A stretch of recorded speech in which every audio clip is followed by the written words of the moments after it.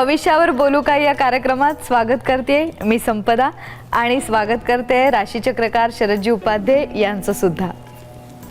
आपण ग्रहांविषयी चर्चा करतो आहोत। गुरु आणि शुक्र या दोन्ही ग्रहांची चर्चा आज आपण करणार आहोत। गुरु हा ग्रह सूर्यापासून आणि पृथ्वीपासून किती अंतरावर आहे हे नुसतंच विज्ञान नसतं, तर या विज्ञानाचा या शास्त्रामध्ये घेतलेला मोठा आधार हा या शास्त्राचा संपूर्ण अभ्यास करायला आपल्याला मदतशीर ठरू शकतो। गुरुसारखा ग्रह जेव्हा एखाद्याच्या आयुष्यात मदतनीस ठरतो तेव्हा तो मनुष्य काय काय घडवू शकतो किंवा शुक्राचा प्रभाव ज्याच्यावर आहे त्याचं आयुष्य कसं प्रणयरम्य असू शकतं या संबंधी जाणून घेऊया आजच्या या चर्चेमध्ये।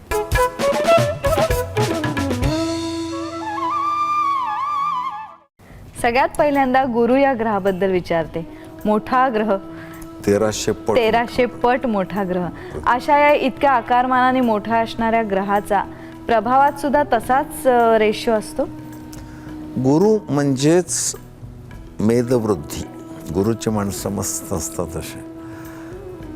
पण गुरुची गंमत सांगायची म्हणजे त्याला जे 12 चंद्र आहेत, माणसं गुरुवर उभी राहिली तर 12 चंद्र गुरुच्या आकाशात जेव्हा दिसतात संकष्टी कशी करणार ते लोक, मला नेहमी प्रश्न पडतो।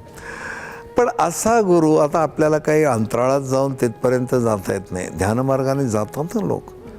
आजही मी अशी काही मंडळी पाहिले ध्यानाला बसून इतर ग्रहावर जातात। अर्थात त्यांचा वैयक्तिक माझा संबंध येतो, तो विषय वेगळा मी आता बोलत नाही। Very interesting. गुरु म्हणजे ज्ञान, गुरु म्हणजे संस्कृती, गुरु म्हणजे रूढी, हर्षलाच्या विरुद्ध। गुरु म्हणतो एकावरच प्रेम करा, पण असं करा आयुष्यभर साथ निभावा। म्हणून बायका ज्या पतीची सेवा करतात, अनुसूया माता, अत्री ऋषी सोडून त्यांनी कोणत्या देवाची पण सेवा केली नाही आणि इतकी श्रद्धानिष्ठा त्यांच्यावर, त्यांच्या संधीच्या वेळा, त्यांच्या अनुष्ठानाच्या वेळा। फक्त पती, दुसरं काय नाही। पतिर्ब्रह्मा पतिर्विष्णू पतिर्देवो महेश्वरा, पती साक्षात परब्रह्म तस्मै श्रीपतये नमः। अशी ताकद आली अनुसूया मातांमध्ये की 3 देव जेव्हा मागणी करतायत नग्न होऊन आम्हाला वाढ, तर फक्त अत्रिऋषींच्या चरणाचं तीर्थ जवळ ठेवलं होतं, त्यांच्यावर शिंपडलं, बाळं झाली। ताकद आहे स्त्रीमध्ये। तर गुरुचरित्रात बायकांना त्यांनी स्पष्ट सांगितले, पतीची सेवा फक्त करा, देवाची नंतर केली तरी चालेल। आणि पूर्णपणाने अशा पतीशी समरस झालेल्या बायकात फार इतकं तेज असतं। म्हणून बघ सिनेमात असे डायलॉग असतात, तुम्ही अजून स्त्रीला ओळखलं नाही, पतीची सेवा करण्यात स्त्रीच्या ठिकाणी काय ताकद असते। पण असं सांगितलं काय बायका काय म्हणतात, आमचा पती नाही होत अशा लायकीचा। तुम्ही ते बघायचं नाही, रिलेशन आहे। आपल्या वेड्या नवऱ्याला आम्ही गळ्यात घातलं एका माणसाच्या, त्याची सेवा करत राहिलेली एक बाई मला माहिती आहे, प्रचंड ताकद त्याच्यामध्ये। म्हणजे गुरु काय सांगतो की तुम्ही लग्न संबंधाने एकत्र या, सांस्कृतिक पातळीवर तुमच्या वासना वगैरे आहेत त्या उपभोगा, पशुसारखे होऊ नका। पण असं म्हणताना पशूंमध्ये सुद्धा तुला आश्चर्य वाटेल, पशूंचा ब्रीडिंग सीझन 1 महिना असतो फक्त। पशुमधला नर येता जाता मादीच्या मागे लागत नाही। जंगलामध्ये पशुची मादी बिंदास फिरते, सिमेंटच्या जंगलात मानवी मादी फिरू शकत नाही, पावलो पावली त्याला धक्के बसतात। हा विचार करता पशु कोण हाच प्रश्न आता नव्याने निर्माण झाला आहे। म्हणजे गुरु रूढी शिकवतो, संस्कृती शिकवतो, धर्म शिकवतो आणि तुला शांत माणसाचं एक लक्षण सांगतो, आतून जो खूप स्वच्छ आहे ना तो शांत असतो। पण जो काही खूप उद्योग करतो, पण पैसा खूप मिळवला आहे, माणसं खूप येतात, तो किती जरी म्हणत असला तरी अशांत, त्याची बॉडी लँग्वेजच कळते अशांत आहे। त्याचं एक लक्षण म्हणजे इन्सिक्युरिटी वाटते त्या लोकांना। आत तुमचा आत्मा सांगत असतो हे करू नको, हे वाईट आहे, आणि तो आपण करतो, त्याचे फार परिणाम होतात। गुरु तेच टाळतो। गुरु म्हणतो स्वधर्म पाळा, कर्तव्य करा। तू त्याच्या आधीचा बुध पाहिलाच ना, तो बुध व्यापारी आहे, मजा मजा करायच्या, फसवाफसवी करायची थोडी, हे पण ते वर्जन आहे। Everything is fair in business. प्रेमात सुद्धा ते प्रिय करतो का एवढा गप्पा मारतो तेवढं थोडंच असतं तो। पण गुरु म्हणतो तसं नाही, बी ऑनेस्ट। ज्या स्त्रीच्या पत्रिकेमध्ये गुरु हा प्रभावी आहे ग्रह, ती पतिव्रता असू शकते, आणि ज्या पुरुषाच्या कुंडलीमध्ये गुरु प्रभावी आहे तो आपल्या पत्नीशी एकनिष्ठ राहू शकतो. पण प्रभावी म्हणतात कुठल्या स्थानात आहे ते महत्वाचं आहे. पण ज्या अर्थाने तुम्ही सांगितलं विवाह स्थानात असेल तर, पण इतर स्थानात कोणी मृत्यू स्थानात असेल दीर्घायुष्य देईल, तो शांत मरण देईल. काही काही माणसं झोपतात आणि सकाळी उठतच नाहीत. तसा एक बाबुराव नावाचा माणूस झोपेत गेला तर एक जण म्हणला मरण कसं बाबुरावांसारखं यावं. त्याची मी गंमत केली, काय योगायोग आहे तुझ्या पत्रिकेत, तोच योग आहे, तो झोपतच नाही. झोपाय बोलणं ती आठवण झाली की मग कठीण असतं ते. पण मृत्यू पण शांतपणे यायला मृत्यूस्थानात गुरु असतो. शांतपणे आधी माहिती होणं. माझे चुलत बंधू भालचंद्र शास्त्री उपाध्ये यांना कळलं होतं, ते पवमान म्हणायला सांगितलं त्याने. पवमानाचा अभिषेक, आपल्या पवमानाची आवर्तनं चालू असताना याने देह ठेवला. इथे आमची एक विद्यार्थिनी येते, तिच्या वडिलांनी असंच केलं, म्हणाले जरा भजन म्हणा. आणि त्यांना ते आधी कळलं माळ तुटणं वगैरे काही लक्षणं असतात. शांतपणे चिंतन करत गेले. अंते मती सागती, जन्मभर ती जर गोडी तर मरतेवेळी ते नाव येईल ना. बरोबर. जसा पत्रिकेत गुरुग्रह त्या कोणत्या स्थानावर आहे त्याच्यावर पत्रिका ठरते, तसा हस्तरेषेचा पण आपण वेगळा विषय घेणार आहोत. पण त्याच्यातही गुरु प्राबल्य असं दिसून येऊ शकतं. अशी व्यक्ती सुद्धा सत्सद विवेकी असू शकते. कुंडली टॅली करायला उपयोग होतो. असा हात धरल्यानंतर ही जी तर्जनी याच्या खालचा उंचवडा हा गुरुचा आहे. पण तो बलवान एवढ्यावर नाही, त्याच्यावर चिन्ह कुठली आहेत, क्रॉस आहे, आयलँड आहे किंवा तीळ असतो, ही अशुभ चिन्ह आहेत. गुरुच्या उंचवट्यावर तीळ असलेला मनुष्य गुरुच्या पत्रिकेमध्ये गुरुवर अशुभ योग दाखवतो. आणि आपल्या ज्ञानाने लोकांना फसवणं, गुरु बनून राहणं, शाली घेणं, विद्यार्थ्यांना हे द्या ते द्या सांगणं, बायका काही विचारायला येतात त्यांना मिसगाईड करणं, असे आध्यात्मिक ढोंगी गुरु पण येतात त्याच्यात. गुरु याचं प्राबल्य काय असू शकतं, सत्सद विवेकबुद्धी दिल्यावर आयुष्यात काय बदल घडू शकतो हे जाणून घेतलं. पण मला काका हे सांगा की गुरु बलवान असल्यानंतर सुद्धा कोणत्या इतर गोष्टींच्या उणीवांमुळे त्रास होऊ शकतो व्यक्तीला? काही वेळेला गुरु बलवान असून त्याच्यावर कोयोग असतात. म्हणून म्हटलं पाणी पिना छान के गुरु करना जान के. पण बायकांची एक फार वाईट सवय आहे की कोणाच्या आहारी जायचं, पाय धरायचे. तुम्हाला माहिती आहे का तो माणूस कसा आहे आधी? नाही. मग त्याच्यावर कोयोग असल्यामुळे हे लोक काय करतात, हळूहळू लोक ह्यांना नमस्कार करायला लागतात. तुम्ही नमस्कार का करताय, आधी तो माणूस लायकीचा आहे का? 4-2 पुस्तकं वाचून कोणी प्रवचनं करू शकतो. डोक्यावर हात ठेवून जे अनुभूती देतात ते गुरु असतात. अज्ञानतिमिरांधस्य ज्ञानांजन शलाकया चक्षुरुन्मीलितं येन तस्मै श्री गुरवे नमः.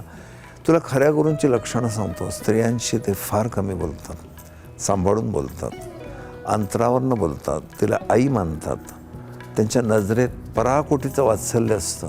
हे सगळी गुरूंची लक्षणं आहेत. आणि काही ठिकाणी इतकी बायकांनाच फक्त पाठीवर मारायचं, पुरुष कोणी नमस्कार केला तर ऑलराईट असं. पण तुम्हाला बॉडी लँग्वेजवरनं कळतं.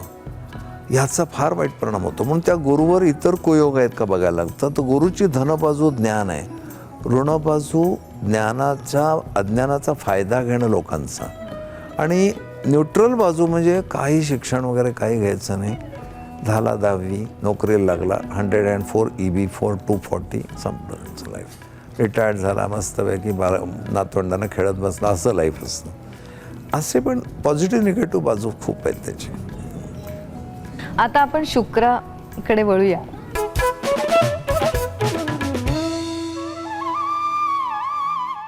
आता शुक्र तारा आहे का ग्रह आहे, या सगळ्या वैज्ञानिक गोष्टींमुळे सुद्धा वैज्ञानिक क्षेत्रात उलथापालथ झाली. पण आपल्या या ज्योतिषशास्त्रामध्ये शुक्राचं काय स्थान आहे? शुक्र तारा हा यमकासाठी घेतला. तारा कोणाला म्हणतात? स्वयंप्रकाशित स्थिर आकाशस्थ गोल सूर्य. आणि ग्रहाची व्याख्या काय? परप्रकाशित गतिमान आकाशस्थ गोल. प्रत्येकाची व्याख्या. एकाने विचारलं व्हॉट इज ॲस्ट्रॉलॉजी, लोक परीक्षा घेतात तुमची, तर तो सांगायला लागला you don't know astrology, you know that square वगैरे. ही डेफिनेशन नाही आहे. Astrology is the science based upon the influence of the planets upon the lives of men and women. प्रत्येकाला डेफिनेशन आहे. तारा स्वयंप्रकाशित स्थिर आकाशस्थ गोल. नक्षत्र, क्रांतिवृत्ताचं 13° कलवडा विभाग, असं डेफिनेट सायन्स आहे ते. तर शुक्र हा तारा नाही, शुक्र हा ग्रह आहे आणि तो अंतर्ग्रह आहे. सूर्य आणि पृथ्वी ह्याच्यामध्ये 2 ग्रह आहेत, बुध आणि मग सूर्याचे इमिजिएट पहिला बुध, मग शुक्र, मग आपली पृथ्वी. म्हणून तुला नेहमी सूर्य एक तर पहाटे, आपला शुक्र पहाटे तरी दिसतो किंवा संध्याकाळी दिसतो. भर दुपारी तो सूर्याकडे असतो, तो असतो पण लुप्त झालेला असतो रवीच्या तेजात. बुध हा रवीपासून कधीही 30° पुढे जात नाही आणि शुक्र 40-45° पुढे जात नाही. कुंडलीत नेहमी रवी, बुध, शुक्र जवळजवळ असतात. रवी प्रथम स्थानात आणि शुक्र सप्तम स्थानात कधी असणार नाही, कारण ते अंतर्ग्रह आहेत. बहिर्ग्रहामध्ये मंगळापासून प्लुटोपर्यंतच्या कक्षा येतात. शुक्र हा ग्रह आहे आणि शुक्राचा परिणाम तारुण्यावरच आहे. तारुण्य काळातले सगळे विषय शुक्राच्या अंमलाखाली येतात. बालवयातला शुक्र कुमारी माता बनवतो आणि उतारवयातला शुक्र हा वेडसर वृद्ध पण बनवू शकतो, कारण ते हिस्टेरिक पण होतात. वयाच्या 60व्या वर्षी आणि 70व्या वर्षी आपल्या नातीकडे आणि आपल्या मुलींच्या किंवा नातीच्या मैत्रिणींकडे वाईट नजर ठेवणारे म्हातारे हे शुक्र बिघडलेले असतात. सुनेवर बलात्कार करणारे सासऱ्यांचे केसेस पेपरमध्ये वाचतो आपण. कामातोरणाम न लज्जा न भयम. त्यामुळे शुक्र जर बिघडलेला असेल तर सुनेला सुद्धा खूप काळजी घेता येते. आपल्या जर ती ॲस्ट्रॉलॉजर असेल आणि घरातल्या सगळ्यांच्या पत्रिका पाहिल्या तर आपल्या सासऱ्याचा आशीर्वाद दुरून घेतलेला बरा. इथे मनाशी आडाका बांधेल. इथे कोणाला वाईट वाटण्याचं कारण नाही, मनुष्य स्वभाव आहे. अभ्यास करून कुठे काळजी घ्यायची ते कळतं आपल्याला आधी. तर शुक्र हा सगळ्या तारुण्याच्या वयात आल्यानंतर जे अनाकलने आकर्षण वाटतं आणि मेनली लैंगिक आकर्षण वाटतं ते शुक्राच्या अंमलाखाली येतं. शुक्र हा जीवनातला मधुचंद्र आहे. शुक्र या ग्रहाची जर काय दशा बदलली तर काय घडून येऊ शकतं? दशा बदलण्यापेक्षा चालू झाली तर ती 20 वर्ष असते. सगळ्यात जास्त दशा शुक्राची असते. मग 20 वर्षाची दशा समजा 16व्या वर्षी सुरू झाली ना तर 16 + 20 36पर्यंत छान आहे.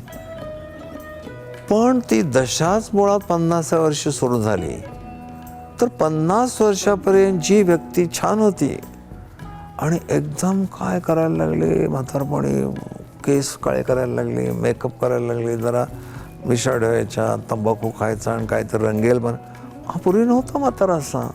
शुक्राची दशा सुरू झाली. 50 वर्षापर्यंत पतिव्रतेचं जीणं जगलेली बाई एकदम चलबिचल झाली मनामध्ये. नवरा गायक, त्या तबलजीबरोबर संबंध ठेवायला लागली. हे असे पाय घसरतं. मग दशा कळली ना, इथे शेवाळ आहे, आपण सांभाळून चालायचं. शुक्र हे शेवाळ आहे.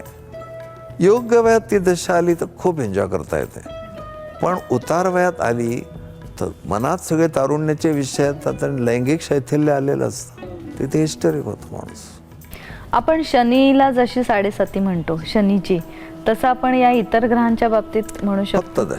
फक्त दशा. महादशा, अंतर्दशा, विदशा, सूक्ष्मदशा असे, पण मेनली महादशा महत्त्वाच्या. शिवाय शनीची महादशा वेगळी येतेच. 19 वर्षाच्या शनीच्या महादशेत पुन्हा 7.5 आली तर आधीच उन्हाळा त्यात ॲस्बेस्टॉसमध्ये राहतोय तो. पंखे नाहीत, काय नाहीत, असे हुरपळ होईल. कधी कधी असं होतं दशा गुरुची किंवा शुक्राची असते आणि 7.5 येते. लोक म्हणतात केवढा उन्हाळा आहे हो. आम्ही म्हणतो काय जाणू आहो, तुम्ही एसीत बसलाय. तसं काही राशींना 7.5 कधी आली कधी गेली कळत पण नाही, कारण त्या एसी असतो दशेचा चालू. आता आपण गुरु आणि शुक्र या दोन्ही ग्रहांबद्दल बोलतोय, पण विज्ञानात जसजसे शोध लागत आहेत किंवा शुक्र आता जवळ आलाय, लांब गेलाय, अशा पद्धतीचं आपण वर्णन ऐकतो, त्याचाही आपल्या या शास्त्रावर काही परिणाम होत असतो का? काही मुलींच्या ठिकाणी कामवासना फार लवकर जागृत होते. काही मुली उत्सुकतेपोटी अशी धोकादायक खेळ खेळतात. मुलं असोत मुली असोत. ह्या वयात त्या मुलीचं लक्ष दुसरीकडे जाण्याचा संभव आहे. तो एक भाग. सिरियल बघताना, पिक्चर बघताना तुम्ही घरातल्या सगळ्या बायका जमता, गप्पा मारता, ती मायन्यूट ऑब्झर्व करते.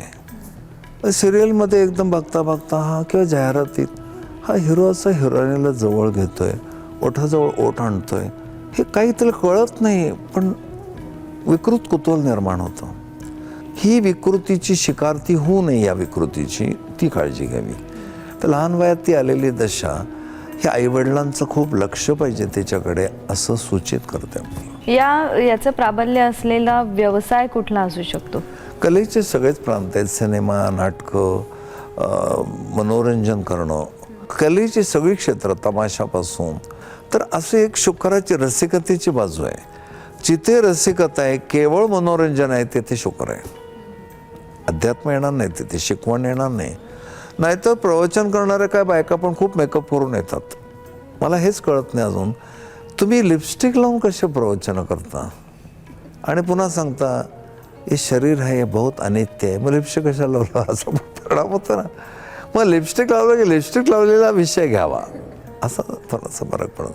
शुक्र म्हणजे केवळ पलीकडच्या व्यक्तीच्या भावनांना किंवा ज्या कलात्मक दृष्टिकोन आहे त्याला आव्हान करून पैसा मिळवणे. आता तुम्ही इतके कार्यक्रम करता, तुमच्या कार्यक्रमांना सेलिब्रिटीज असतात, तर त्याच्या एकंदर नाट्यमय वागण्यावरनं आणि प्रत्यक्ष तुमच्या सहवासात आल्यानंतर वागण्यावरनं तुम्ही असे ताडता कोणता ग्रह याचा उच्चीचा आहे, कोणत्या ग्रहाची याला दशा आहे? दशापेक्षा त्याचं वर्णन कळतं, पण हे सेलिब्रिटी जेव्हा येतात त्याला कळतं आपल्याला त्यांचा खरा स्वभाव काय आणि हे प्रत्यक्षात कसे वागत असतील. त्यामुळे कधी कधी वैफल्य येतं की लोकांसमोर तुम्ही कसे येता, मूळ कसे आहात, आपण काय करतो आहोत. म्हणजे एका मराठी नटीला एक जण ती पीत असताना म्हटलं, अरे जरा घडी तो देखो. ती म्हणली, घडी क्या घडा रखेगा तो भी मैं चलेगा, असं बोलले. काला आहे तस्मै ना. मग या संपूर्ण अभ्यासाचा कधी फायदा होतो, कधी विमनस्क व्हायलाही होत असेल? कठीण आहे. होत नाही, कारण का प्रारब्धाची खेळ आहेत. बरोबर. आणि दत्तगुरूंचा फक्त विमनस्क होत नाही. बरोबर.